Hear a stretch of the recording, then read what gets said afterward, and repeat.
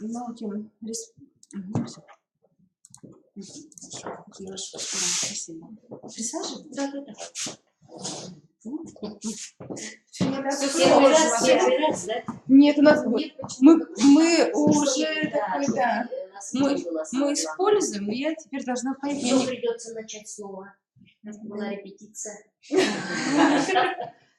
Так, я вижу себя. Да, я вижу себя. Но я уже говорю, и все слышат, ну как-то. Прошу прощения. Так, уважаемые коллеги, мы сегодня посвятим наше рабочее совещание вопросам, которые... Слушайте, коллеги, мне нужен помощник. Там запись идет, все. Нет. Идет запись. Вы видите, да? Обычно идет всегда. Я должна видеть себя, наверное. Сам себя не видно. Не видно себя? Не видно никогда. Там себя не видели. Теперь все сначала, чтобы ту отрезать. Наверное, да. Еще раз добрый день, уважаемые коллеги. Мы начинаем рабочее совещание, которое посвящено вопросам формирования федерального перечня учебников по предметам этнокультурной направленности. Сегодня в совещании принимают участие авторские коллективы, составители учебников, методических пособий, которые уже завершили работу, а также те, кто на разных этапах формирования учебников, пособий сейчас находится именно в рамках нашей совместной профессиональной деятельности. Также, уважаемые коллеги, хочу проинформировать вас, что сегодня на совещании присутствует Светлана Александровна Моисеева-Архипова в качестве эксперта в области государственной политики в сфере образования, специалисты Института развития образования, которые впоследствии будут формировать электронные ресурсы, для того, чтобы в дальнейшем мы сформировали действительно не только ресурс, а платформу электронных учебников. Поэтому, уважаемые коллеги, мы сегодня будем рассматривать 5 актуальных вопросов. Первый вопрос касается нормативного сопровождения порядка формирования учебников. Второй вопрос, он будет представлен руководителем Центра развития этнокультурного образования, и мы готовы представить результаты работы Центра. Мы с вами обсудим предметные концепции, обсудим те линейки учебников, которые уже мы готовы включать в федеральный перечень, а также определим те направления нашей совместной деятельности, которые нам необходимо изменить с точки зрения наших должностных обязанностей, с точки зрения нашего сопровождения этой деятельности. Поэтому я еще раз внимание обращаю, что это формат будет не докладов, а именно формат обсуждения. Третий вопрос совещания, он связан с демонстрацией электронных форм учебников.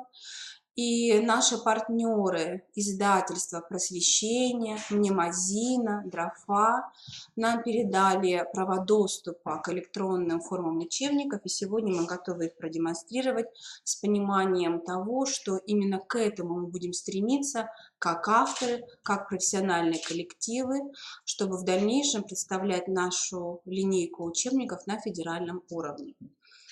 Четвертый вопрос совещания, он посвящен, наверное, перспективам нашей совместной деятельности по формированию программного обеспечения. И наш специалист Александр Михайлович Дронов и Шуктомов Максим Александрович представит уже разработанное техническое задание. И нам очень важно, что мы его обсудили все вместе, что мы приняли участие в формировании этого задания, как профессионалы, как специалисты.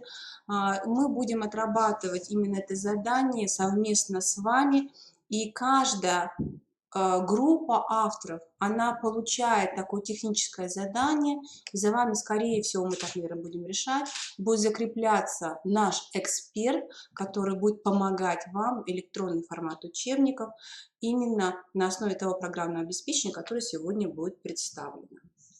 И последний вопрос совещания. Его представит Валентина Ивановна Трошева, руководитель издательства «Анбур». Мы поднимаем вопрос о сайте издательства. Мы готовы сегодня говорить, наверное, об авторском праве, готовы обсуждать вопрос взаимодействия с издательством. И Валентина Ивановна, наверное, сначала представит информацию, далее мы какие-то проблемные вопросы обозначим, которые, по крайней мере, готовы сдать и наши авторы. И я думаю, что в рамках даже интерактивного общения мы получим обратную связь. Уважаемые коллеги, если есть какие-то предложения по повестке, по вопросам совещания, мы готовы сейчас выслушать и что-то видоизменить, либо мы оставляем все в рамках тех вопросов, которые мы обозначили с нашими коллегами. Коллеги, согласны? Я еще раз внимание обращаю, что мы хотим обсуждать с вами вопросы, которые в настоящее время все-таки являются проблемными. В настоящее время мы вместе с вами должны включиться в формирование федерального перечня учебников по предметам этнокультурной направленности. И я напоминаю вам, я очень надеюсь, что каждый из вас, как автор, уже знаком с приказом Министерства образования и науки Российской Федерации, который был утвержден 18 июля 2016 года, номер 870, где регламентирована, представлена вся этапность не только работы над учебниками, но и проведение экспертиз учебников, и вся экспертная деятельность, она связана с тем, что если мы говорим о том, что мы создаем и далее уже апробируем и внедряем в образовательный процесс учебник как инструмент сопровождения образовательного процесса, то он должен соответствовать требованиям, которые заявлены на уровне Российской Федерации. И я хочу внимание обратить, что порядок формирования федерального перечня в третьей части он определяет, что учебники, которые обеспечивают учет региональных и этнокультурных особенностей субъектов Российской Федерации, они должны быть включены в федеральный перечень. Поэтому, уважаемые коллеги, я внимание обращаю на это требование, которое представлено в данном порядке. Первое, что в федеральный перечень могут включаться только те учебники, которые принадлежат к завершенной предметной линии учебников, которые представляют собой совокупность учебников, обеспечивающих преемственность изучения учебного предмета. Второе требование. Учебник должен быть представлен в двух формах. В печатной форме, полученной печатанием или тиснением, и, уважаемые коллеги, и электронной форме, соответствующей по структуре и содержанию печатной форме учебника, содержащий адаптированный под электронный формат иллюстрированный материал, мультимедийные элементы и интерактивные ссылки, расширяющие и дополняющие содержание учебника. Это требование. Поэтому, когда мы сегодня обсуждали с нашими коллегами формат обсуждения вопросов и обращение к авторам, который, наверное, сейчас вы уже понимаете, будет являться, наверное, нашим основным решением по итогам этого совещания, оно связано будет с тем, что автор должен понимать, что когда мы говорим о готовности ваших рукописей, то рукопись в настоящее время, она будет являться только одной из составляющих результата вашей работы. То есть мы сегодня меняем уже положение о Центре развития культурного образования, мы вносим, точнее, изменения в те позиции, которые в устной форме пока только были озвучены. Работа автора состоит в том, чтобы представлять учебник и для формирования его печатной формы и для формирования электронной формы. Рукопись, да, для печатной формы, но я обращаю внимание, обязательное требование и электронная форма учебника. Поэтому, уважаемые коллеги, уважаемые авторы, мы сегодня еще раз обратили внимание на должностные обязанности. Там не идет речь о рукописи, там идет речь именно об учебниках, о методических пособиях, которые не написаны, в какой форме должны быть представлены. Но, уважаемые коллеги, это требование закреплено на уровне приказа Министерства образования и науки Российской Федерации. Если мы говорим о результатах нашей работы, мы должны их демонстрировать в соответствии с федеральными требованиями. Поэтому данный приказ является основанием для нашего с вами профессионального взаимодействия. И мы говорим о том, что мы сейчас формируем линейку учебников, которая должна быть представлена и в печатной форме, и в электронной форме. Уважаемые коллеги, также в требованиях отмечено, что мы только тогда можем подать нашего учебника федеральный перечень, когда мы имеем методические пособия для учителя, содержащие материалы по методике преподавания, изучения учебного предмета, а также пример рабочей программы по учебному предмету. То есть, когда формируется у нас коллектива авторов, либо когда дается задание автору, оно будет формироваться именно как комплекс, в котором будут уже отражены все эти требования, которые я уже озвучивала. И также в требованиях обозначено, что линейка учебников должна иметь инструкцию по установке, настройке и использованию электронной формы учебника. Мы сегодня будем представлять вам программу, которую мы так уже назвали программное обеспечение для создания электронных учебников. Именно эта программа позволяет нам рассматривать данное требование как требование, которое мы готовы выполнить и которое мы будем представлять именно как инструкцию, которую будем всегда прикладывать к любому нашему учебнику. Поэтому вот из этих трех составляющих будет состоять наша с вами совместная работа, которую мы можем рассматривать как результат. Итак, формирование авторских коллективов по линейке предметов этнокультурной направленности. У нас есть авторы, мы сегодня готовы уже говорить об этих авторах и авторских коллективах, которые отвечают за линейку. Далее учебники, которые входят в линейку, они должны иметь печатную электронную форму. Также должны быть сразу представлены методические пособия для учителя. Представим, в каком? То есть должно быть закрепление с пониманием того, кто будет этим заниматься. Нельзя создавать учебник без понимания того, что у нас нет авторов, которые работают над методическими пособиями для учителей. То есть должно быть сразу формироваться такое комплексное задание автору, авторскому коллективу. Также я внимание обращаю, обязательно пример рабочей программы по учебному предмету и инструкция.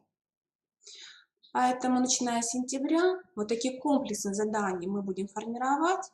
Поэтому мы готовы сегодня, я еще раз внимание обращаю, обсуждать те проблемы, которые сегодня вы готовы заявить, мы тоже будем принимать во внимание.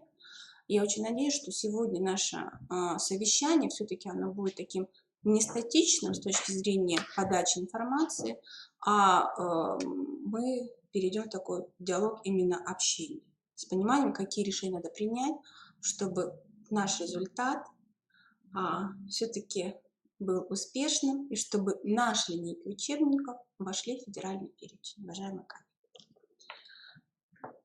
Это была вводная информация.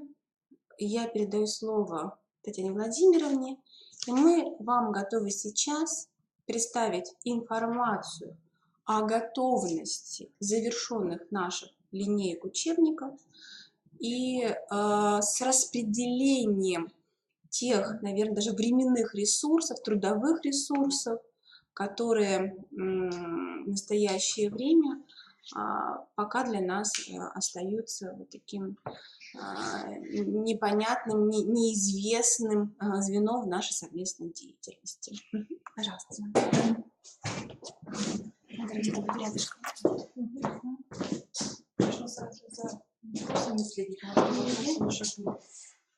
Добрый день. Пока не вижу. Это, кажется, мы здесь. Да. Мы появились, коллеги. Да.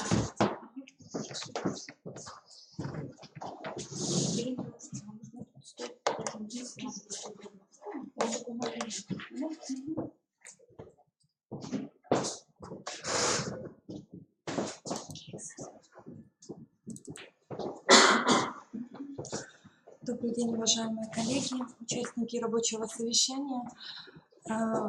Если говорить о готовности учебников по предметам этнокультурной направленности, то на сегодняшний день картина такова.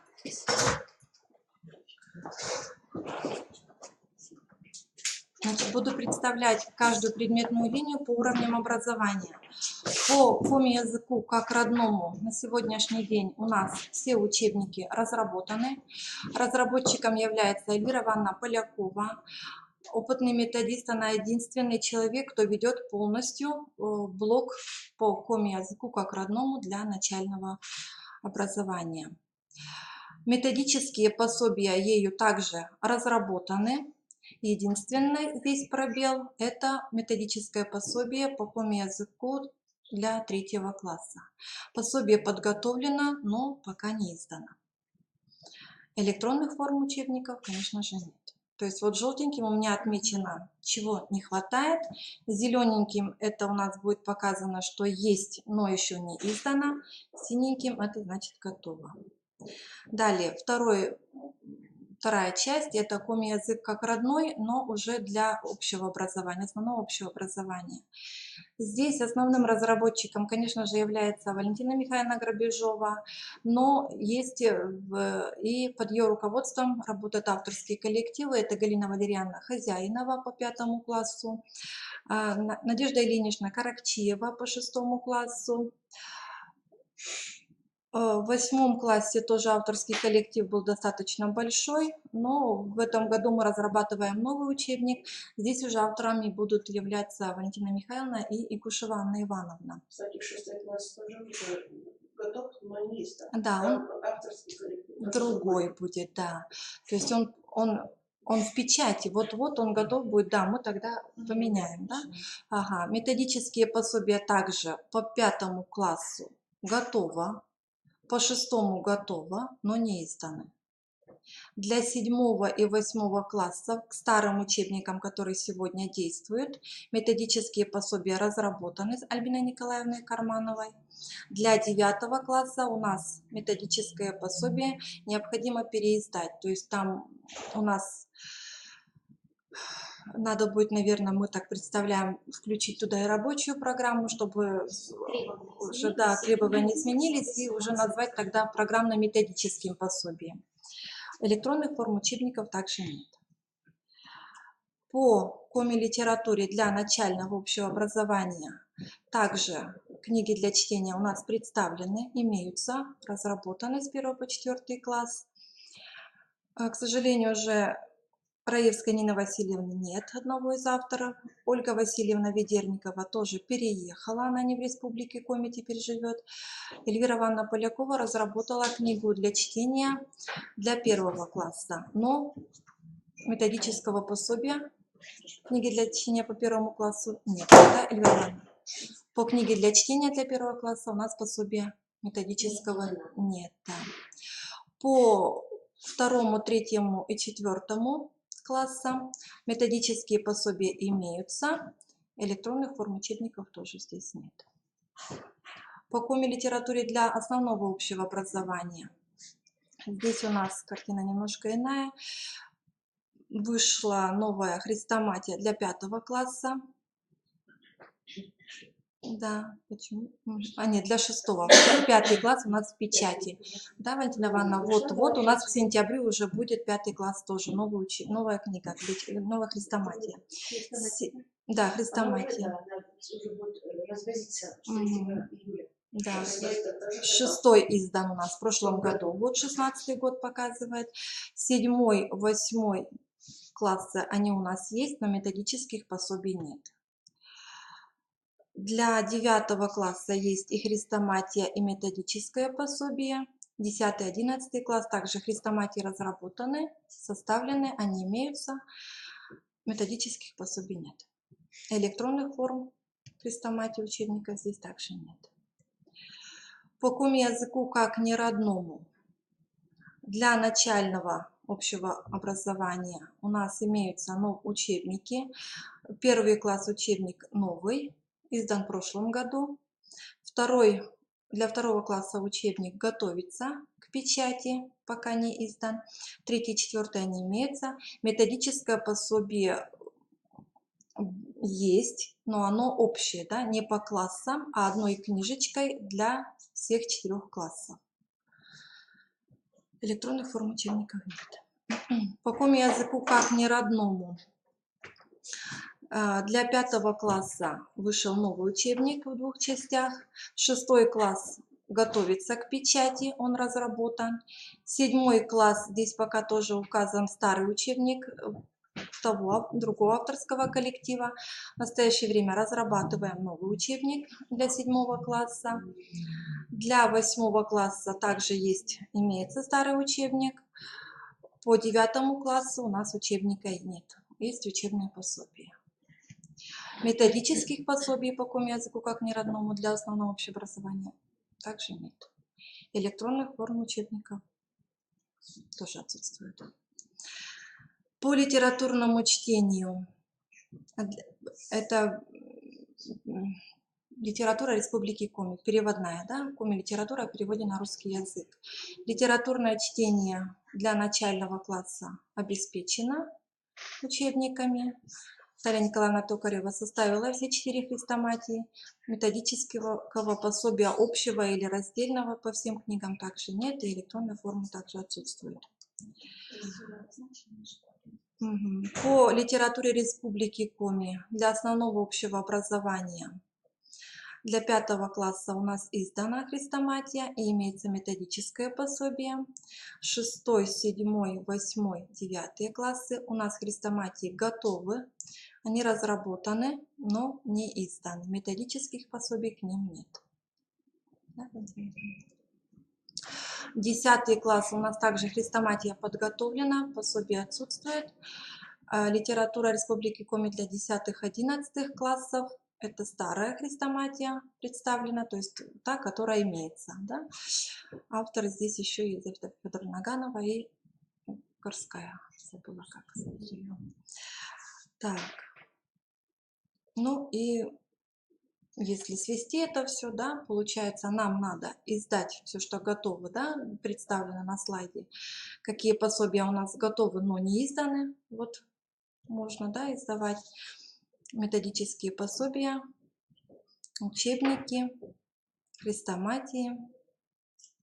Вот, надо решать вопрос об издании, да, то есть изменение работы с авторами, с пониманием того, что над какими видами работы составлять календарные графики, Поэтому здесь надо не издать, а надо формировать, мы с вами сегодня говорили, после совещания мы как раз решим, формировать будем действительно календарные графики с пониманием того, может даже с пониманием того, что линейка сформирована, то мы все ресурсы трудовые используем для формирования электронных версий.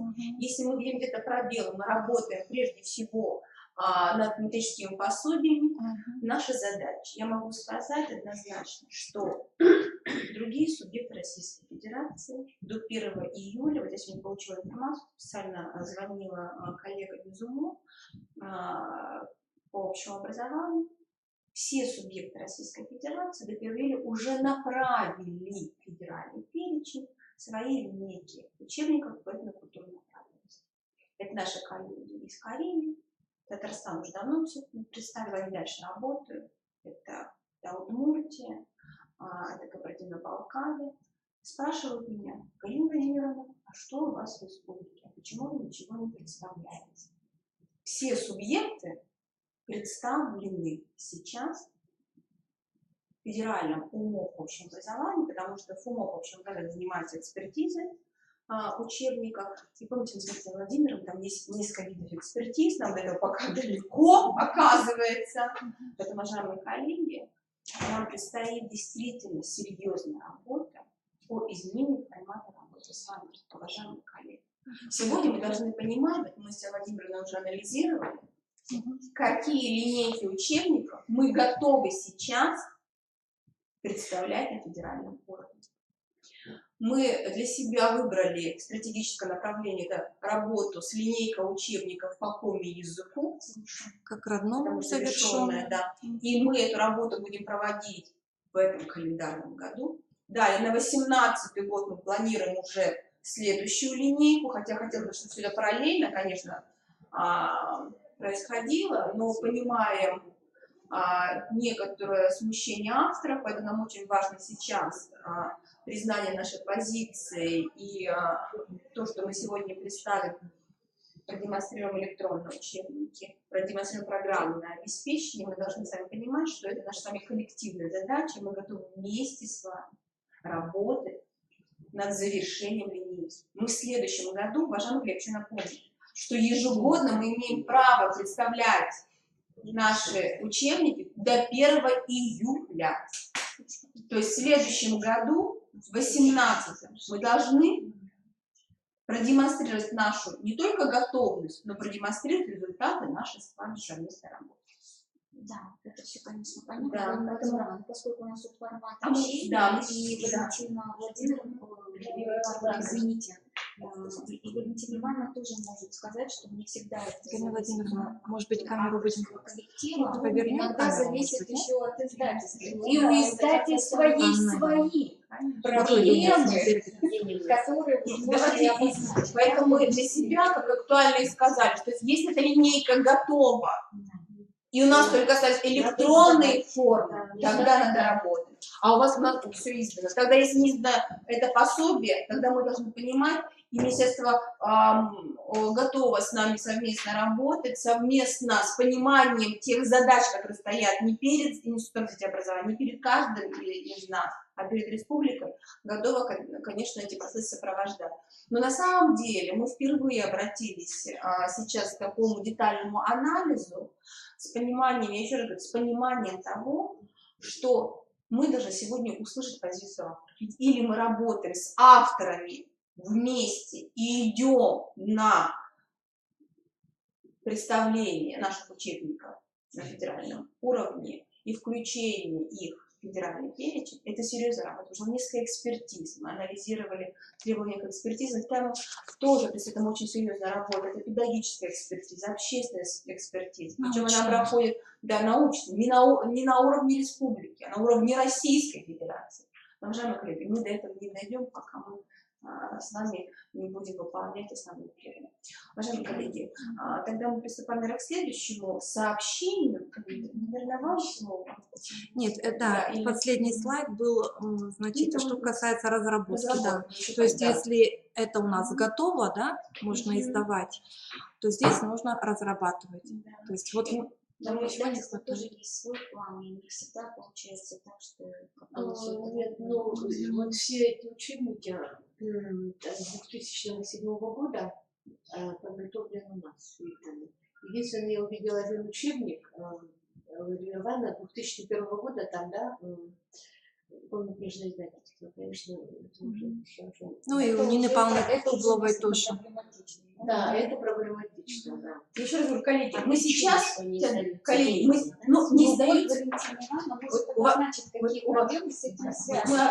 Уважаемая Татьяна Викторовна, я снова продолжу, поэтому даже если будем издавать, если нет электронной версии, и мы сейчас уже определили, если нет электронной формы, даже не надо издавать. Это позиция, которую мы готовы взять как институт. Нам уже сейчас не нужны печатные формы. Вот они есть, Виктор Иванович, а мы не можем в течение, оказывается, уже более года их представить федерального уровня. Линейка незавершенная, мы должны это признать. Поэтому мы вот сейчас представим всю информацию, и далее, как решение нашего совещания, действительно обозначим наши совместные действия с издательством. Мы направим информацию в Министерство образования, науки и молодежной политики Республики Коми с пониманием того, что мы уже включены именно в актуализацию направлений нашей деятельности и готовы уже конкретизировать даже наши государственные задания.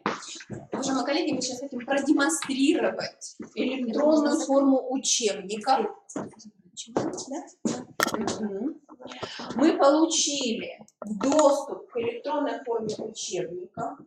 У нас есть логин и пароль, уважаемые коллеги, и мы готовы, если необходимо вам, передать вам эти логины и пароли, чтобы вы могли индивидуально находить, что-то просматривать при необходимости. Вот мы получили как раз на этой неделе и ждали именно получения такой возможности демонстрации электронной формы учебника.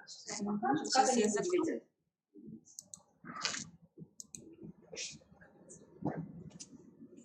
Поэтому, если вам необходимы логины и пароли, я прошу написать заявку на мое имя, и мы вам выдаем логин и пароль с возможностью изучения материала более детально. Вот здесь у меня вот мне вот нужно, чтобы вот это.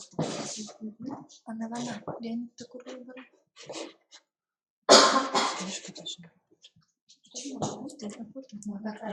Вы хоть поможете?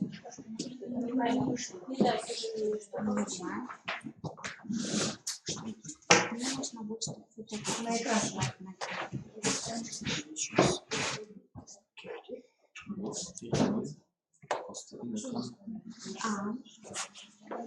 А теперь я где?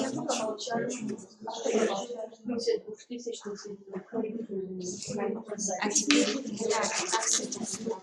Мышку просто, она уходит всегда за экран. Вы можете смотреть потом там, что вы делаете. А так как мне нужно открыть? Пожалуйста, помогите и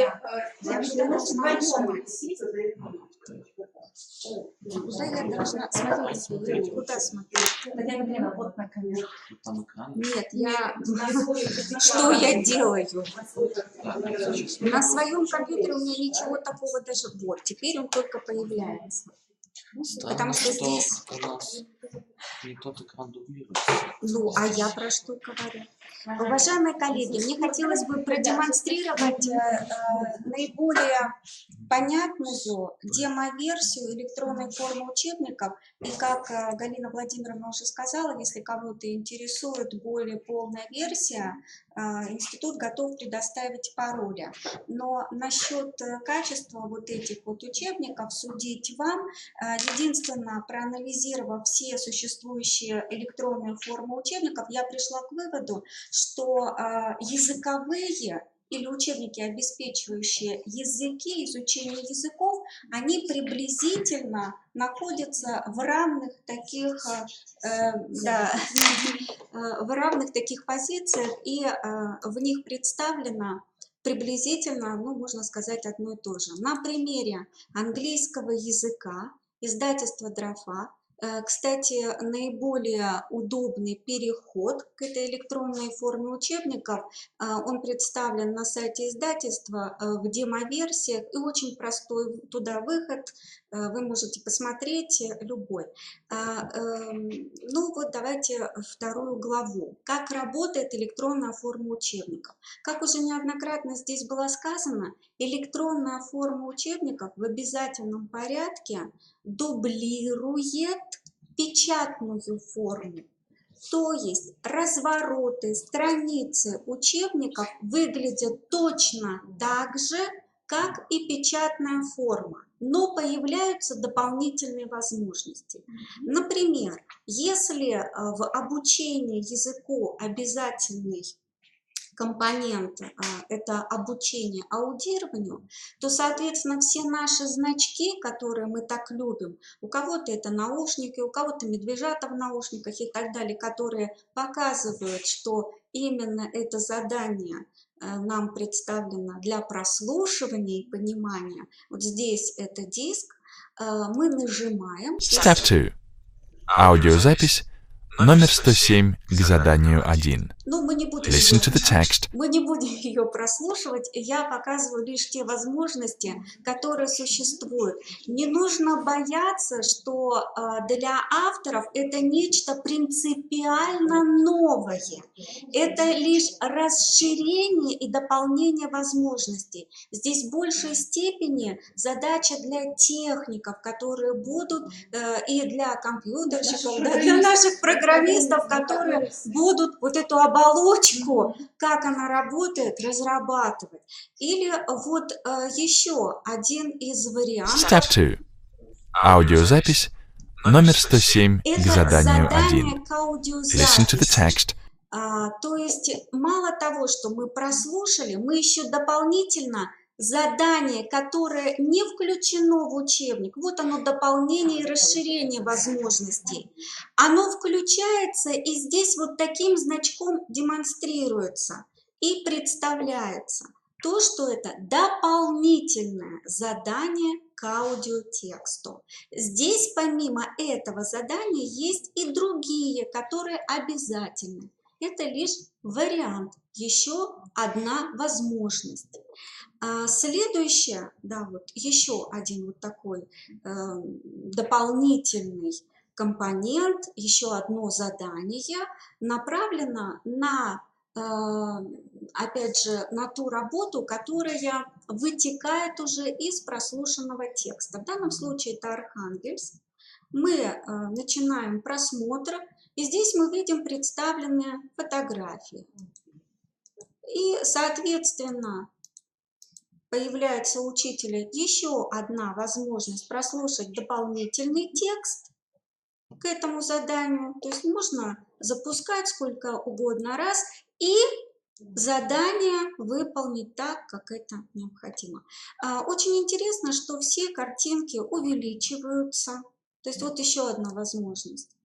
В учебнике это представлено так, но если мы хотим более подробно рассмотреть, увеличить эту картинку, у нас появляется такая возможность. Вы видите, что не все задания предназначены для расширения. Есть много таких заданий, а здесь мы должны вписать. Ну, и я надеюсь, что я сейчас что-нибудь подписываю. Не обязательно, то есть мне бы хотелось, чтобы это не все было правильно, да? Извините, немножко займу время. И вот здесь, правильный вариант здесь повторяется через, ну, я вот сейчас делаю не совсем все правильно. Должна была через вариант сделала неправильно, сразу вам говорю. Проверяю. И у меня неправильные варианты обозначены красным цветом. Что мне делать? Мне показывают неверно.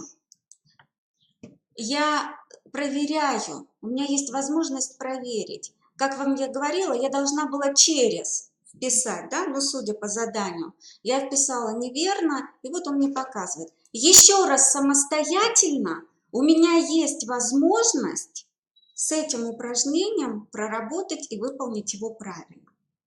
Здесь нужно дополнить текст. Ну, давайте очень быстро, чтобы вы просто поняли. Вот видите, он меня еще не пускает, если я не совсем верно делаю, но тем не менее. Возможности Да. демонстрируете наших коллег. И, соответственно, я точно так же проверяю, и затем, ну, я дальше не буду, хорошо, потому что это достаточно долго, не все у меня хорошо получается с мышкой. И я также проверяю, и как в том предыдущем упражнении, он мне выдает правильный, неправильный ответ. То есть вы видите, что возможности абсолютно разные. Я вернусь и еще покажу вариант, который появляется, по-моему, в конце, насколько я посмотрела. Еще появляется упражнение, где мы совершенно по-другому его должны выполнить. Это на нахождение соответствий. Ну, здесь давайте сделаем так. Неправильно. И я снова вижу правильный ответ, и у меня есть возможность выполнить еще раз. То есть вы видите, что все достаточно прозрачно, и, конечно, это непросто. Но, тем не менее, при написании учебников мы видим те возможности, которые нам наши задания придуманные могут предоставить. То есть, и мы тоже прекрасно понимаем, каким образом это задание может быть представлено как в электронном виде, так и в печатном виде. Мы изначально при составлении наших учебников должны теперь задумываться, а в каком виде это упражнение еще может быть выполнено, помимо того, как мы его представили в учебниках. И об этом, естественно, сообщить тем программистам, которые будут сопровождать вот это великолепное дело. Здесь вот мне очень понравилось, ну это самый простой, я просто по ссылке перешла, ссылка оставлена здесь, и ну вот это мнемозина, я не буду туда заходить, хотя, может быть, как вариант, можно показать инструкции, которые, немножко не ту инструкцию открываю, я ее сверну. Хотела открыть инструкцию, да, это обязательно, но это опять же в большей степени, наверное, для тех людей, которые совместно будут учебником заниматься, как авторы, так и уже компьютерщики, да, программисты, которые будут этот процесс сопровождать. Здесь инструкция достаточно подробная. Что мне здесь понравилось? Мне здесь понравилось то, что помимо разных технических терминов и описания подробного, как установить это программное обеспечение на планшете, на мобильном устройстве, с чем оно согласуется, не согласуется, как его использовать, с наличием интернета, без интернета, когда оно уже скачано и установлено, возможности невероятные. Здесь в издательстве «Просвещение» в электронной инструкции представлены типы упражнений, которые могут быть предложены для электронной формы учебника. И вот здесь вы видите тренажеры различные, да? Выбор вариантов из списка, заполнение пропусков на соответствие и так далее. Соответственно, в демоверсиях к этой инструкции можно зайти и посмотреть, как это все работает. То есть какой-то толчок для нашей фантазии, для нашей деятельности мы уже из того сопровождения, которое существует на сайтах наших вот именитых издательств, можем получить. То есть велосипед в любом случае авторам не придется изобретать. Они будут расширять и дополнять то существующее уже методическое содержание, которое есть. Уважаемые коллеги, если вот ко мне какие-то вопросы есть, я готова ответить. В папочке в обмене для слушателей вот здесь все и инструкции, и ссылки на демоверсии Коллеги, мы представлены. сформируем пакет материалов нашего совещания, и на электронные адреса каждого из вас мы направим эти ссылки, чтобы вы могли использовать. То есть внутри нашего института работает сетевое сообщество, и мы используем. Но, уважаемые коллеги, через Outlook, через ваши еще электронные адреса вы получите информацию, и также мы информацию выложим и на сайте нашего института по итогам нашего рабочего совещания. А как это работает, можно посмотреть на примере издательства как раз Мнемозина, если вот оно сейчас быстро загрузится, но почему-то медленно загружается. То есть это уже предложение приобрести. На 500 дней, например, электронная форма учебников стоит 190 рублей. Соответственно, вы выбираете, то есть как это работает в других издательствах, если вдруг вам захочется для своих детей куда-то приобрести, вот так же, по сути, работает любое другое издательство. То есть возможности перед нами открываются.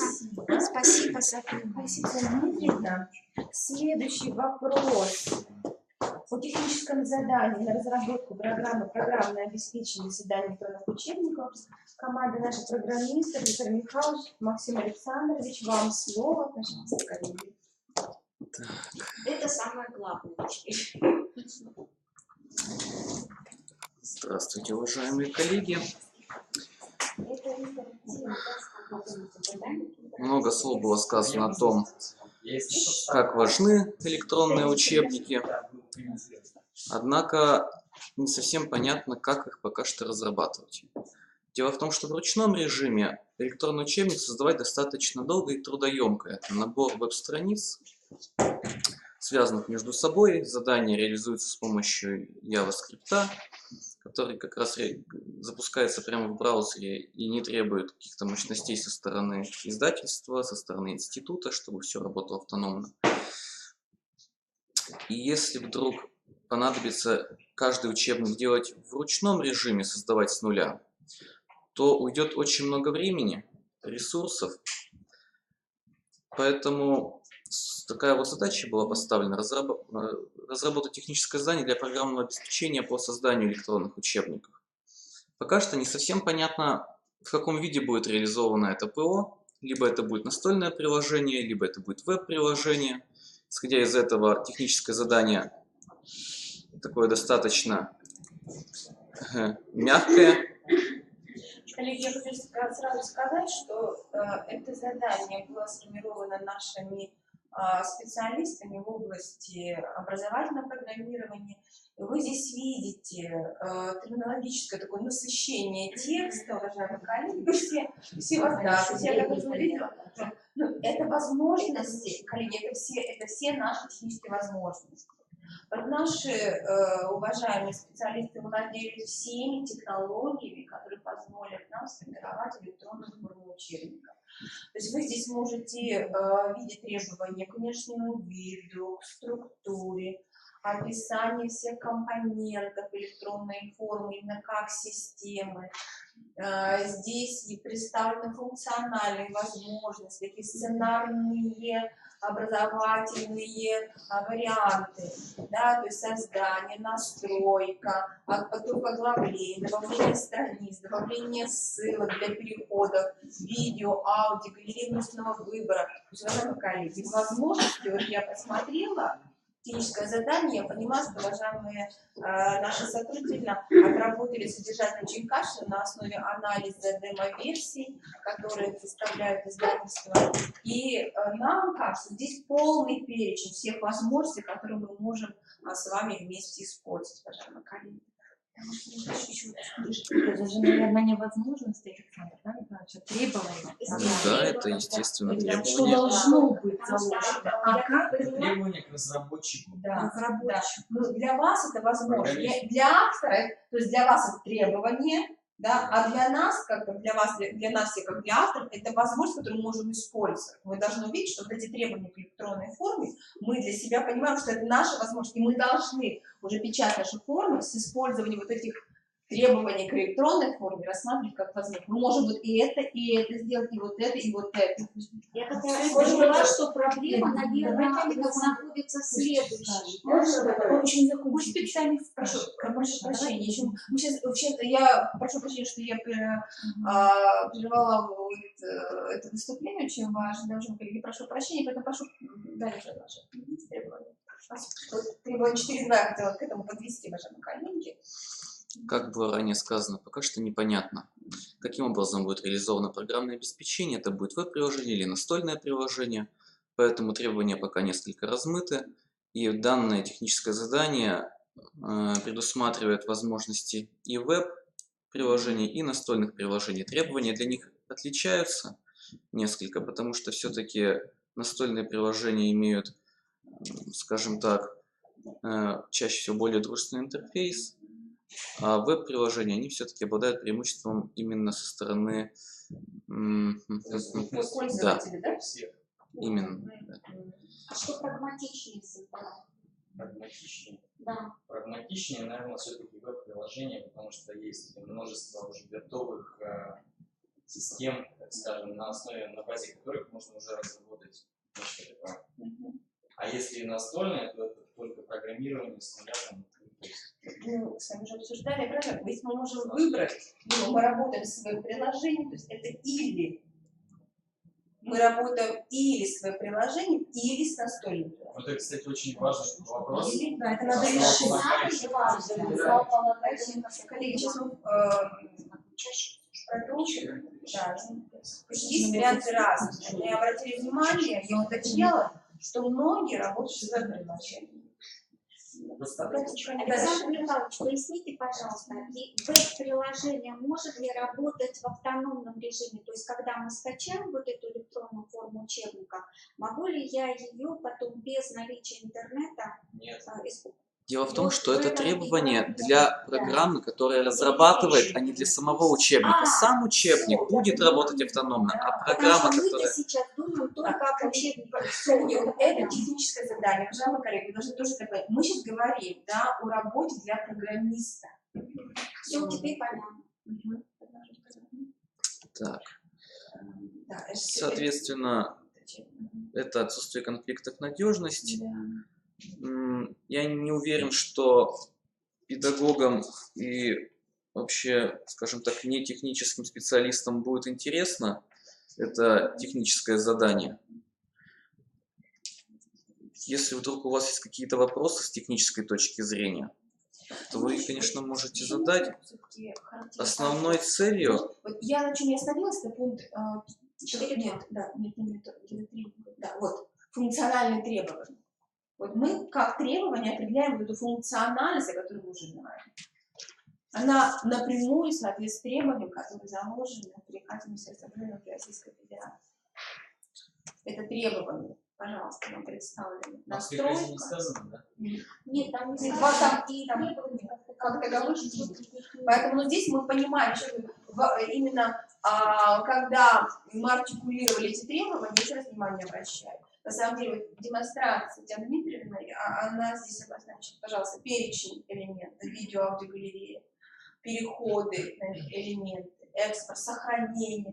Для нас, для разработчиков, я имею в виду Александра Михайловича, Максима Александровича, здесь мы понимаем, что для них проект – это вот тот продукт, который мы получаем как электронную форму. Давайте мы их спросим, а они к какой версии склоняются? Все-таки Максим, да, сказал, что прагматично. Поэтому мы сейчас готовим, мы должны после совещания принять решение о утверждении технического задания, календарного в том числе. Да, коллеги.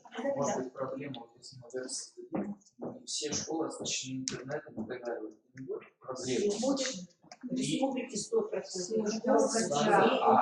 другое дело, дайте договорить, другое дело, что в 40% школ у нас низкая и крайне низкая скорость. Вот в чем проблема.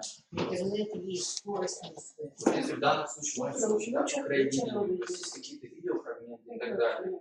Вот насколько они могут в режиме онлайн это все посмотреть? Я могу прокомментировать, уже обсуждали этот вопрос. Когда мы говорим о включении федеральный перечень, требования оснащенности и доступности там нет. Мы должны представить, у нас есть поэтому печатная форма и электронная форма. То есть если все-таки мы говорим о той задаче, которая перед нами стоит, это включение федеральных перечней. Мы создаем печатную форму, электронную форму, методические пособия, рабочую программу. Если мы решаем еще одну задачу, чтобы была доступность электронных форм, это следующая задача. Она стоит не перед нашими авторскими коллективами. Я еще раз отмечаю, что в приказе четко требования именно к включению федеральных перечней. Они могут использовать и печатные формы. Еще, коллеги, нужно понимать, для чего вообще существует электронная форма учебника. Это не значит, что мы сейчас это все создадим, сидимся, использовать электронную форму учебника. Речь идет о самостоятельной работе учащихся, координированию форм и представления образования, о дистанционном, удаленном и так далее доступе, периодом заболеваний детей, нахождения в больнице, там, вынужденное неприсутствие в школе. То есть так, чтобы сделать процесс образования и самообразования непрерывным. Помощь родителям, обслуживание домашних форм обучения, семейных форм обучения. Это не значит, более того, нормами Санкт-Петербурга запрещено более 15 минут на уроке использовать электронные какие-то ресурсы, поэтому это есть ограничения. Это не значит, что вот учебник лежит на карте, и тут же даже я была в школах, где полностью дети оснащены планшетами, полностью 100% обучающихся школ, не в нашей республике, оснащены планшетами. Но на уроке они могут их использовать 10-15 минут. Поэтому это другая сторона, технологии использования, применения. И, кстати, к ним тоже методические пособия пишутся, как применять, как использовать, в какой ситуации, при каких обстоятельствах. Тоже нужно определенное методическое пособие использования электронной формы учебника. Поэтому, уважаемые коллеги, тогда спасибо, Сан Саныч. Тогда мы продолжаем. Мы представили вам проект технического задания. На наш взгляд, задание соответствует тем требованиям, которые обозначены в федеральном приказе. И если, уважаемые коллеги, вы желаете более детально изучить это задание, мы вам такую возможность предоставим, какие-то комментарии, какие-то рекомендации, поэтому мы готовы еще с вами работать по техническому заданию. Уважаемые коллеги. Идет запись. Ой, здравствуйте. Касательно вопроса, все-таки это же именно, скажем так, программа по разработке будет либо веб-приложением, либо настольным. Итоговый учебник, он в любом случае будет скачиваемый и работать на месте. И видео будет, получается, включено в учебник, ну, все материалы.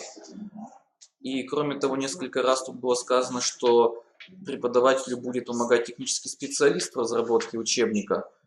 Цель программиста на самом деле как раз избавиться от себя, как от человека, сидящего рядом с преподавателем, чтобы преподаватель сам мог создать этот учебник. Автор учебника. Такое программное обеспечение, которое позволит автору самому наполнять эту оболочку. Ну, конечно, максимально доступно сделать. Вопросы. Александр Михайлович, Вот мы смотрели примеры, да, по учебникам, демоверсии. Там все уже оформлено, и художникам, и так далее, и так далее. Я, предположим, что я хочу увидеть там в своем учебнике, когда работаешь, делаешь же рукописи Борги, наверное. Нет, в любом случае сначала должна появиться печатная форма учебников, потому что электронная форма учебников, она дублирует. Если нет печатной формы учебника, то дублировать нечего. Тем не менее, Смотрите, Целиком. наше издательство с подготовкой вот электронного учебника. Действительно выдерживаем нашу. Мы слушаем. Продолжайте, да? Хорошо. Мы не слышали вопрос, Так, потому наше что... издательство, например, Анбус, выпустит наш учебник. Так? Далее. Какие шаги там исполнения электронного учебника, электронной версии этого У нас учебника? уже будет сформировано программное обеспечение, и автор при формировании рукописи, при составлении рукописи уже закладывает возможности интерактивного общения с обучающим. Не понимаю. После того, как есть печатная версия, наши коллеги, а именно это программное обеспечение позволяет нам сформировать электронную форму учебника в соответствии с тем видением, с той концепцией, которая заложена. Ну, без автора никакого видения, наверное, у технических работников. А у вас не это должно не быть. это ваша концепция. Это ваша рукопись, которая будет в печатной форме. Нет, но Валерия Александровна говорит об одновременном исполнении учебника и бумажного, и электронного. Это Речи быть не может. Это невозможно. То есть мы должны сначала увидеть бумажный вариант. Конечно. Только Вы уже на при составлении Возможности, а то, что возможности вы закладываете, чтобы это было еще не отдельно, это вы уже, когда формируете задание, вы понимаете, что здесь у вас будет аудиозапись. Конечно. Что здесь, то здесь, конечно, вы уже Формируете формируете. упражнения, которые у нас туда войдут, мы уже изначально должны каким-то образом Да, я понимаю. Если вам нужна фотогалерея, которая была, пожалуйста, вы уже закладываете. там уже потом Свои, это рукопись. Не Где думайте, что будет- я ничего не понимаю. Да, Я при создании учебника 5 класса я сделала Параллельно. на диске материал. Правда, это учителю больше, конечно. Но там есть рисунки разные, проверочные упражнения и так далее, которые будут демонстрироваться, например, на доске или на экране. Да, я это вот сделала. уже готовы электронно. Готовая. уже у вас готово, да? Она готовая, но она как бы, там не учебник, а там помощь учебнику. То есть это как Понимаете? дополнение к Как учебнику. дополнение к А учебнику. теперь надо понимать, что мы на основе бумажного Ну, наполняем, расширяем бумажный Но вариант. если вот Вот ваши- эти упражнения тоже своего рода дополнение и помощь учителю. Это же и ученику в том числе. Давайте я попытаюсь. Решили, да? Да, возможно, может чуть быть, это ответить. да, Александр Михайлович. Вот, предположим, у вас учебник уже готов, он напечатан. В издательстве, скорее всего, можно попросить его в электронном формате, сохраненном, например, в PDF. Если вдруг получилось попросить у издательства в формате PDF, мы загружаем это в программу. PDF рассортировывается на страницы, на которой страницу преподаватель сможет добавить как раз интерактивные элементы. Вы выделяете область картинки, добавляете туда картинку, выделяете область, где у вас иконочка аудиозаписи, прикрепляйте туда аудиозапись, потом нажимаете «Сохранить», и у вас ну, учебник наверное, сформирован. не прикреплять, наверное, вы будете прикреплять. Вот это Говорят, и задача Да, я сделать поняла, такую всё, обложку, что вы говорите. чтобы Я тоже поняла. Да, конечно, это Проблема в здорово. том, что программисты могут заниматься, например, в этот момент созданием программ, а не прикреплением видеозаписи к учебникам, потому что с этой работой могут справиться люди технически не столь подкованные. Всё правильно. Ну, да. То есть задача нашей команды программистов создать программное обеспечение не для специалистов, которые имеют профессиональное образование там, в области программирования, а они для авторов. Каждый автор использует данную программу, и коллеги подтвердили, что такой программный продукт они смогут создать. Вы имеете возможность, конечно, самостоятельно именно по этому шаблону работать. Вот, очень просто объяснили, но я думаю, вот эти шаги нам понятны. Если вы заложили аудиозапись, она у вас уже есть, вы ее прикрепляете, вы умеете работать, вы ее сами прикрепили. Можно подредактировать технологически, может, каким-то образом уже после каких-то вопросов, но это программное обеспечение, оно как раз дает доступность для каждого автора именно с точки зрения вашей свободы в работе формирования электронной формы. Теперь второй вопрос. Вот учебник надо выполнить только так, никаких побегов в сторону не должно быть, как вот показала Татьяна. Елена, Нет, вот мы смотрели учебник для 6 класса с нашими молодыми авторами будущими. Там дополнительный материал к учебнику совершенно другой, там как бы проверочные работы, тесты и так далее. Оно как бы с упражнениями, они не связаны, они там по темам учебника даны вот такие упражнения. Мы не привязаны к учебнику. Коллеги, это одна из демо-версий. Мы представили вам демо-версию одного издательства. У вас в рассылке будут ссылки более чем на 3 издательства. Значит, так Вот, тоже не возможно. только мы показали, что такое электронная форма учебника. Это видение автора. Требования какие и обозначены, что линейка имеет единую концептуальную позицию, которая закреплена в электронной форме. Это ваше решение. А можно мне еще Да, потому что веб это сложно для школ. Мы уже говорим, надо что-то Но правильное. здесь нужно еще учесть такой момент.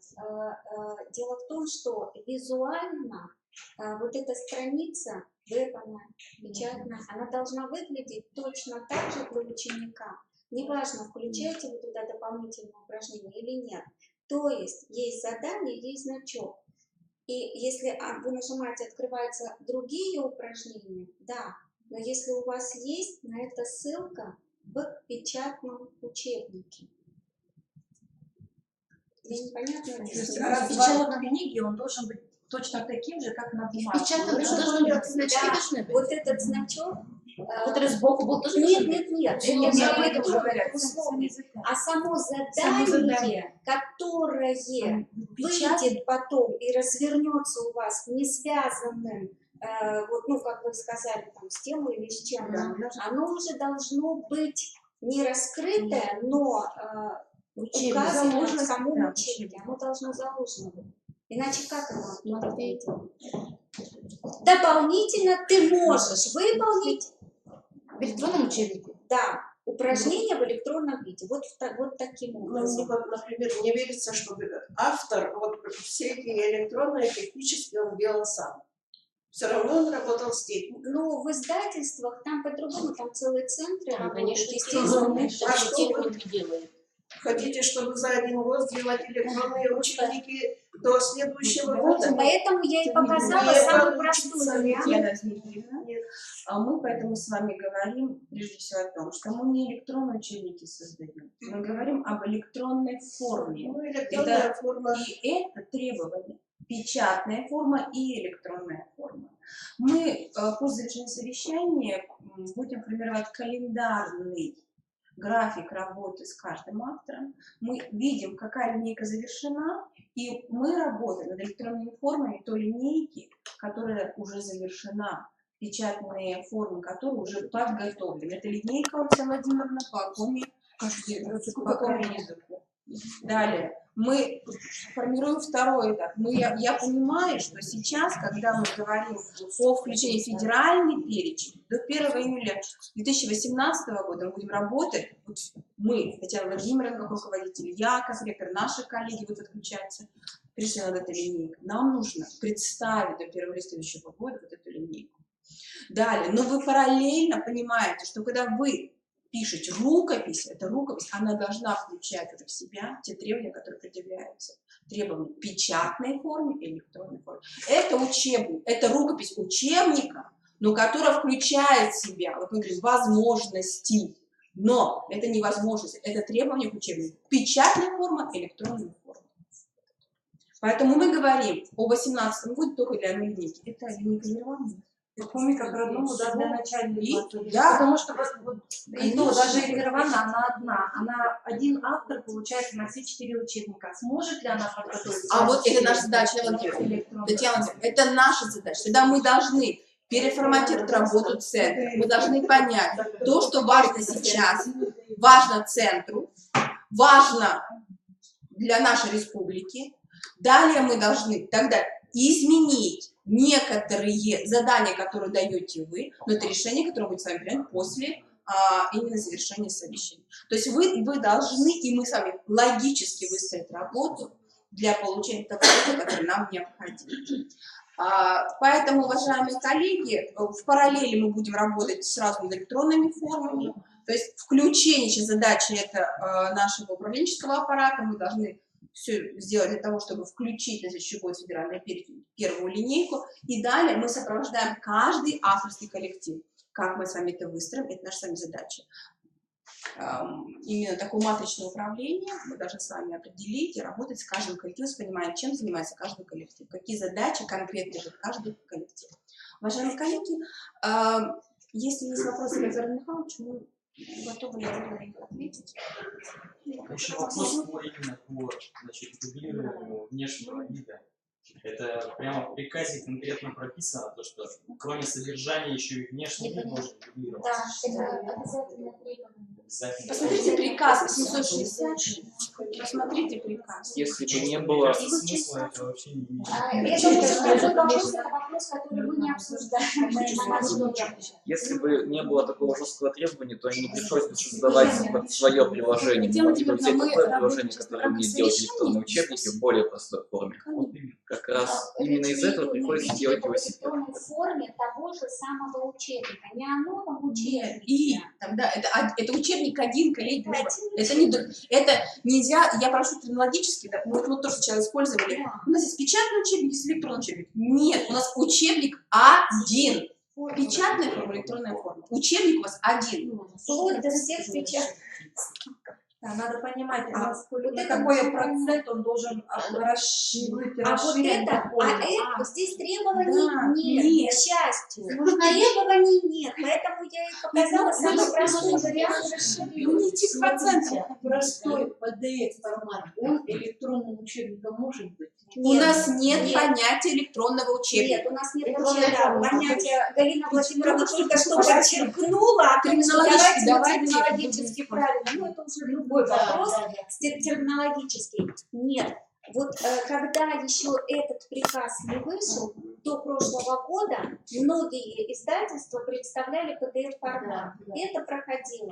Когда появился приказ, там очень четкие требования к электронной форме учебников были обозначены. Самые простые тогда формы электронные. Ну, я продемонстрировала. Что вам продемонстрировали, Я коллеги? продемонстрировала. Это именно в языковом. К сожалению, да, я не обратила внимания на то, что можно еще и по литературе было представить. Но я думаю, что варианты такие. Коллеги, вы должны понимать, это прежде всего наши с вами конкретные действия. Первое действие, мы должны с вами, я уже еще раз повторю, уважаемые коллеги, мы должны с вами познакомиться с приказом. Я была сегодня удивлена, но я поняла, что с приказом мы не знакомы, но это требование к учебникам. Учебник, печатная форма, электронная форма. Методическое пособие, инструкция, это требование уже включения в федеральный перечень. Но учебник там обозначено, представлен в печатной электронной форме. Да, он один. Это требование к учебнику. Учебник один. А если мы говорим о требованиях к включению, тогда мы говорим, да, что должна быть линейка представлена, должен быть учебник в печатной электронной форме, пособие представлено, должна быть инструкция. Это требование к включению в федеральный перечень. Если Валентина Ивановна говорит о том, что готово издательство предоставить PDF, то тогда вот уже, это уже другой вопрос. Поэтому, это же все. да, Светлана Александровна, посмотреть. уважаемые коллеги, Светлана Александровна, пожалуйста. Уважаемые коллеги, обратите, пожалуйста, внимание, когда демонстрировали перечень изданных, готовящихся к печати учебников и методических пособий, мы видим, что львиная доля у нас внесена именно методических пособий. Вот теперь в новом свете требования к этим учебникам. 100% методических пособий должны быть переработаны. Они теперь не соответствуют этим требованиям, потому что в самом методическом пособии должно быть заложено и требования, комментарии, пояснения, пользования формой электронной. То есть эта работа должна быть параллельно запущена и с учебником формы электронной и переработкой методического пособия. Оно должно идти в комплекте и для федерального Это очень важно. перечня должно быть уже переработанное вот это вот методическое пособие, чтобы мы, вот говорит, там изготовлено, готово к печати. Ни в коем случае ничего не надо сейчас издавать. Это работа в корзину, это перевод финансовых возможностей республики. К нулю сведения, потому что пособие сейчас надо приостановить издание. И Пособие это точно, потому что их перерабатывать очень параллельно тяжело. с учебником. Согласна. Пока не будет электронной формы учебника, мы не можем понять, чего нужно дорабатывать в Пособие, методическом пособие, пособии. конечно. Конечно, что туда включать. Согласна. Поэтому вот Спасибо тебе за впереди лошади не нужно Коллеги, ставить. уважаемые авторы, я очень надеюсь, что Замечательно. да, действительно, профессиональная рекомендация, она будет основой для ваших конкретных действий. Это очень важно, потому что если мы говорим об авторах учебников, об авторских коллективах, задачи мы обозначили именно сегодня перед вами.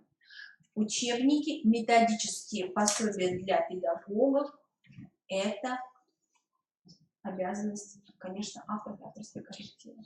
Это понимание того, что когда мы говорим о вашем результате, мы сегодня должны понимать, это учебник в печатной электронной форме и методическое пособие для учителя, которое, конечно, будет сопровождать работу с учебником и в печатной форме, и электронной форме.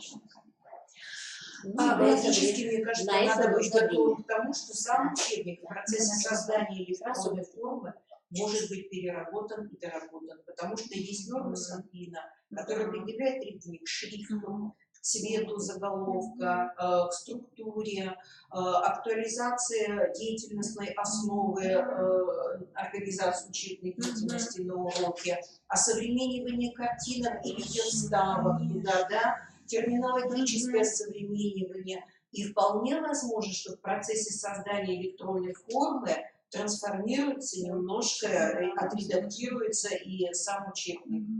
Согласна.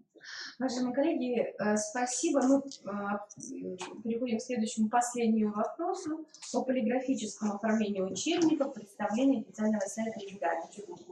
Валентина Ивановна представляет информацию. Уважаемые коллеги, мы хотим вас проинформировать, Владимир просто подключается, наверное, к этой информации, что обязательным требованием, которое представлено в федеральном приказе, если мы говорим о включении учебника в федеральный перечень, он должен быть опубликован официально на сайте издательства. Мы при подготовке рабочего совещания пытались найти сайт издательства «Ангр». Валентина Ивановна, к сожалению, не смогли. Да, он у нас был, но он нас немножко не устраивает. Сейчас мы его переделываем. Нас, конечно, всех интересует. Да, он будет. Когда? То есть Ну, к сентябрю. В сентябре этого календарного года. Да. Потому что, уважаемые коллеги, не хочется, конечно, грустно, но мы уже обсуждали, Александра Александровна тоже включалась в наше обсуждение, и на самом деле все наши учебники, которые мы сейчас издаем, которые сейчас уже представлены в образовательных организациях, без того момента, что они опубликованы на сайте, они на самом деле не являются публичными. Они, это прямое нарушение, и вот просвещение тоже это подтвердило, это прямое нарушение издательства тех прав, которые мы взяли на себя. Ну, Именно по требованиям к самим издательствам, потому что только издательство «Ангр» сейчас включено в федеральный перечень, вы издаете учебники, и мы, конечно, задавая вопросы, они спрашивают, почему такие вопросы, неужели есть такие издательства, у которых нет сайта, это же невозможно, они имеют право тогда издавать. Мы, конечно, не стали озвучивать, но, коллеги, это такая закрытая информация. Это мы все исправим. На то время оно у нас было, просто мы немножко сейчас переделываем. С 1 сентября это 2016 года мы увидим сайт издательства, на котором будут опубликованы все наши возраста в PDF-формате не могут. PDF-формат, вот после того, как мы учебник входит в печать, то обычно мы передаем PDF-формат и на вашем сайте. Здесь сайт, это сайт издательства. Хорошо, все поняла. На самом деле, пожалуйста, прочитайте, еще раз, зачитайте, наверное, нас, мне просто не с тобой, по поводу сайта мы обсуждали. Все это у нас будет. В федеральный перечень учебников включаются следующие сведения об учебнике. Порядковый номер учебника, то есть тот номер ИСБН, который мы присваиваем каждому учебнику, он у нас есть. Наименование учебника, понятно, что есть класс, автор, авторский коллектив, наименование издателя, адрес страницы об учебнике на официальном сайте издательства.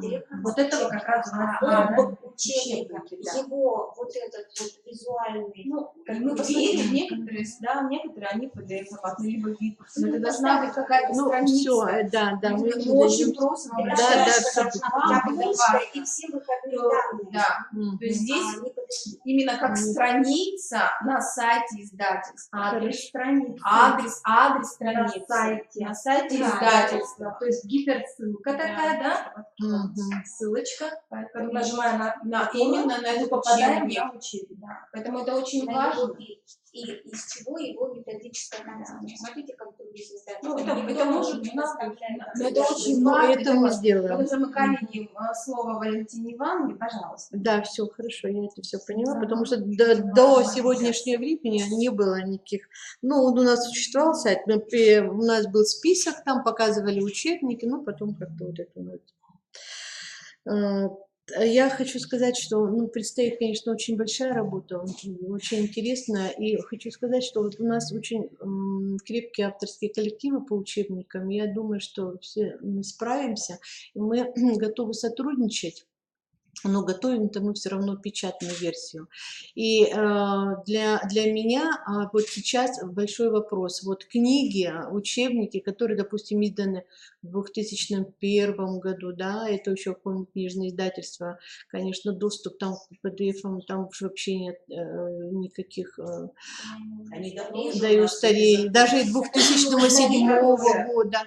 Только устарели, они незаконно находятся. Да. Все, что издано до 2002 года, оно вообще не может существовать в образовательном пространстве Российской Федерации. Да, ну вот самые новые наши учебники, это... А у нас замедленно, 2005 года, все, что, Да, потому что именно в 2005 году была экспертиза на А соответствии стандартам. а теперь, извините, у нас стандарт, которого тоже нет, но есть государственная итоговая аттестация. Нет учебников, но есть государственная итоговая аттестация по языку. У нас очень много загадочного есть. Ну, вот, и в каким Татьяна, образом... пожалуйста, тогда. Ну, у нас вопрос у вас о А, полиграфическом да, оформлении хорошо. учебника. Тогда наш вариант – это печатная книга, над которой мы работаем. Конечно, все санитарно-эпидемиологические требования, которые нужно соблюдать, мы это все соблюдаем. Это формат, шрифт, цвета, ширина строки, это все регламентировано, это мы все соблюдаем. Единственное, что у нас бывают сложности с весом, в связи с чем вот перешли к двум частям, потому что по материалу у нас, по объему, вот это мы тоже очень соблюдаем. Вот. Ну, если, так как я уже давно работаю с учебниками, то раньше, когда еще было какое-нибудь книжное издательство, ежегодно мы сдавали наши учебники на проверку, вот так вот скажем. Да. Сейчас вот это нет. Вот этого нет, но так как мы работаем давно, все это знаем, конечно, это мы все соблюдаем. Вот. И при подготовке учебникам, еще раз повторяю, у нас очень много работы бывает как раз с тем, что очень большой объем, мы не помещаемся в количество тех страниц, которые мы можем использовать по весу. Это самая большая проблема, которая нам по времени много у нас занимает, потому что автор должен сокращать, там все, потом у него все меняется, да, все тут, или наоборот, где-то что-то там. Конечно, это очень, очень большая работа. Ну, а со стороны вот издательства, я хочу сказать, мы готовы сотрудничать, вот если что-то от нас нужно, вот там PDF-форматы, там все, конечно, это мы всегда передаем по первому требованию, мы как бы ничего себя не держим, вот, и готовы включиться тоже, что от нас требуется при подготовке. Единственное, что я как бы понимаю, когда вот автор готовит учебник сейчас, и новый, и электронный, но как вот Эльвира Ивановна справится с учебниками, которые были изданы в 2007 году, когда мы не то что об электронных учебниках, когда мы еще даже и не получится. Да, вот это, конечно, очень сложная проблема стоит перед... И, наверное, в качестве такого пожелания, наверное, нужно на сайте издательства, там, где будет выход на учебники авторские, предусмотреть вариант наполнения каким-то методическим сопровождением. То есть это, конечно, не вы будете делать, а авторский коллектив, например, чтобы получили возможность какой-то методический материал, который они посчитают нужным, в качестве вот такого пособия, что ли, электронного уже, или копилки, как хотите называйте, как это есть на сайтах других издательств, чтобы это тоже у нас было. Чтобы это было красиво все и доступно для учителя. Да, ну и так как я понимаю, что все равно мы заняты одним делом, то все замечания, все предложения мы будем принимать и советоваться с вами, как нам вот лучше работать с этим сайтом. Потому что тот сайт, который у нас был, нас не устраивал, и вот сейчас у нас есть человек, который разрабатывает, и, конечно, я буду к вам обращаться, и мы работаем с учебниками, и все ваши предложения мы учтем по сайту, потому что я понимаю, что это, конечно, очень важно. Уважаемые коллеги, к нам поступило предложение сформировать предложение по формированию разделов сайта издательства. Да. Владимир, я прошу зафиксировать и предложение, которое будет поступать от авторов, от авторских коллективов, официально прошу собрать, чтобы это было не персонально автономное направление, а все-таки давайте это образование направить такие кандидаты. Спасибо. У вас вопросы есть какие-нибудь? Вот Валентина Ивановна сказала правильно, что самая большая проблема – это сформировать количество страниц, соответствующие нормам Сантина, вес бумажного учебника. Вот сейчас как раз и есть такая возможность за счет расширения электронного варианта сократить содержание учебника, вынести это в сноски, вынести это в виде ряды, иллюстративные ряды, в презентативные ряды, в тестовые режимы и так далее. И вот я говорю, невозможно будет разработать электронную форму учебника без редактирования бумажного учебника. Его нужно сокращать, осовременивать, и как раз вот электронная форма позволит это сделать. Да, это, конечно, будет сократить объем бумажного учебника. Ну, я еще раз повторю, что мы готовы сотрудничать, и все начинания, все, что от нас надо, мы, конечно, все это сделаем. И единственное, для меня непонятно, как старый учебник, вот еще раз. Каким образом их сейчас превратить в электронные? А те, что мы сейчас разрабатываем, мы... А старые уже нет, наверное, возможности.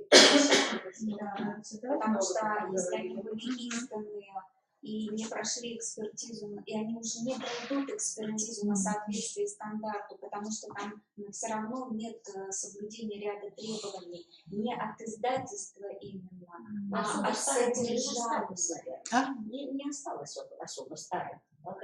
Нет, я вот имею в виду 2000-го, вот тут перечень были учебники 2007 года. 2007-го? Азбука ваша, азбука. Который на 2010 год. Или 10-й. Я сейчас делаю новый вариант, первый в 2 частях. Ага, в 2 частях, да? Да, нам надо понять тогда, определить сроки создания этой оболочки, к какому сроку нам ребята готовы предложить, если мы к сентября должны приступать к этому, да, тогда надо это решить. Я думаю, что мы будем предлагать техническое задание. Мы все обсуждали, по-моему, не сказали, до 3 месяцев займет работа. Александр Михайлович, Максим Александрович. Я правильно понимаю? То есть это зависит от коллеги. Все зависит от количества специалистов, которые будут подключены, да? От того, все-таки в каком виде он будет создаваться, или приложение, или настольное приложение. Это хороший вопрос. Давайте, уважаемые коллеги, тогда если мы говорим сейчас, что мы вот прямо сейчас решение, то есть по поводу веб-приложения, я предполагаю, что мы можем получить консультацию с издательством. Это работа. Веб-приложение это технически, это как они могут, то есть это что будет возможность работать через какой интернет. Нет, это 3 месяца на что? 3 месяца на создание оболочки. Для оболочки. Хотя Максим Александрович, наверное, в каждый месяц все будет готово, да? Ясно, нет, я 4. Мне сказали 3. Нет, я просто думаю насчет того, что вы сказали, с полного регулирования внешнего вида. Да. Я понимаю, что Да. это практически вообще нереализуемо, невозможно. Но это невозможно сделать будет, я имею в виду, чтобы автор сам наполнял и все это форматировал. То есть это придется программисту также сидеть и верстать каждую картиночку, вот так вот, как вертки занимаются в издательстве, также придется сидеть. Если нам издательство оставляет PDF, мы расскажем PDF через AD, получим отдельные страницы с PDF-файлом. Коллеги, я понимаю, что это профессиональный разговор, я уже не первый раз включаюсь в эти дискуссии, поэтому,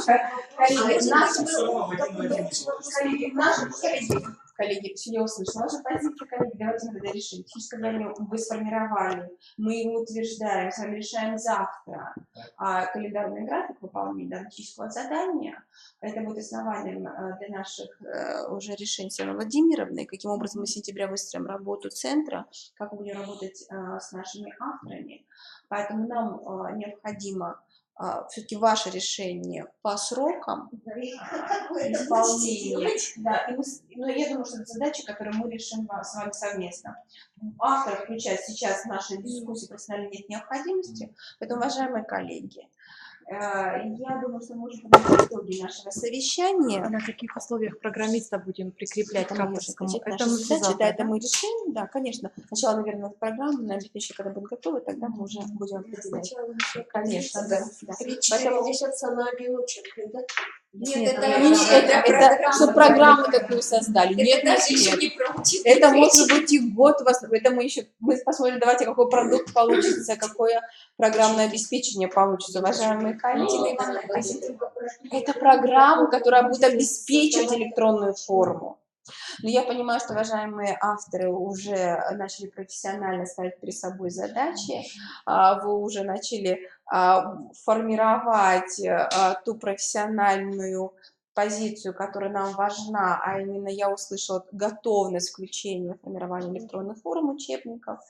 Мы с вами должны понимать, что параллельно вы разрабатываете концепции методических пособий для педагогов, которые включают в себя уже рекомендации по работе не только с печатной формой, но и с электронной формой.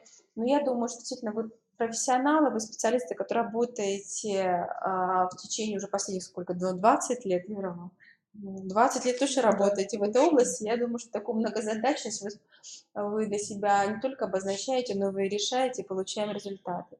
Поэтому, уважаемые коллеги, я очень надеюсь, что в течение летних месяцев вы все-таки отдохнете, у вас официальный отпуск, и мы желаем вам, конечно, такого личного, хорошего, отпускного настроения, но я знаю, что Эльвира Ивановна всегда в отпуске работает, создает всегда какие-то действительно те продукты, да, которые важны, поэтому желая именно вот этого настроения и желания отдохнуть, все-таки я понимаю, что для многих отдых это и создание учебников, да, Валентина Михайловна, я тоже знаю, да, что как мы с Иваном мы чаще общаемся, Иван всегда говорила, там, 2 января все, она уже должна подойти к компьютеру, уже 2 января уже надо что-то делать, и во время отпуска, да, аналогичная ситуация, да, а 1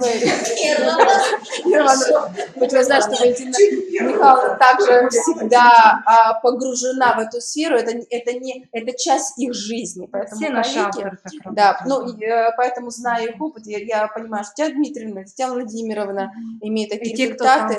Конечно, уважаемые коллеги, вы все наши дорогие авторы.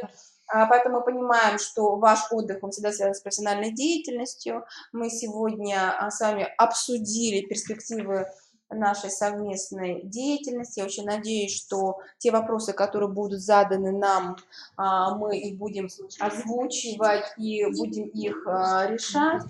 Поэтому, уважаемые коллеги, если будет возникать вопрос, Анна Владимировна, мы тогда постараемся на них ответить в таком режиме. Если есть вопрос онлайн, то готовы ответить. Если нет, тогда в режиме, может, каких-то печатных порядков. Мы по итогам совещания представим, уважаемые коллеги, решение, направим каждому из вас их персонально. И будем надеяться, что в сентябре мы будем готовы пересмотреть наш график с вами совместной работы, график работы сотрудников. Я знаю, что многие обращались в Рынвик-центр, чтобы иметь возможность работы в таком дистанционном варианте. Вариант рассматривается, он тоже для нас приемлем, потому что я понимаю, что сдавать электронные формы, точнее пособия в том кабинете, в котором вы находитесь, очень трудно. Поэтому у нас есть сотрудники и совместители, которые работают в то время, когда действительно они имеют возможность сосредоточиться над своим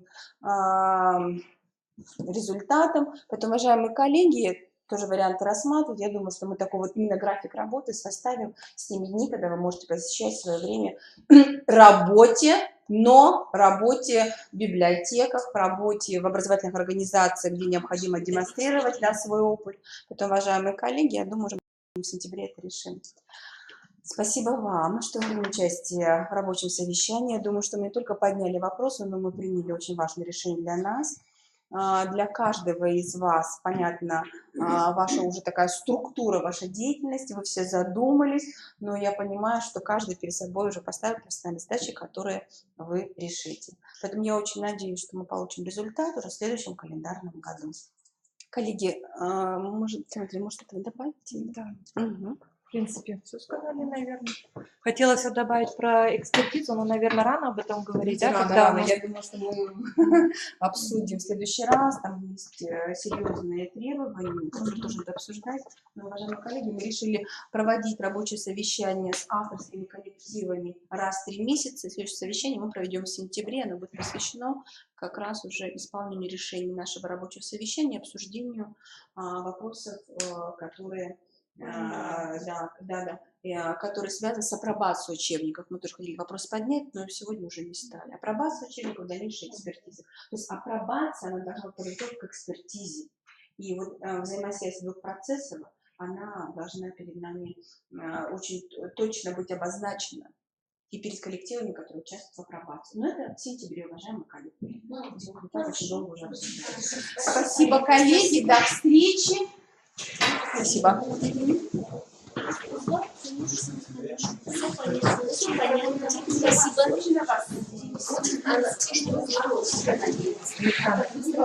Спасибо.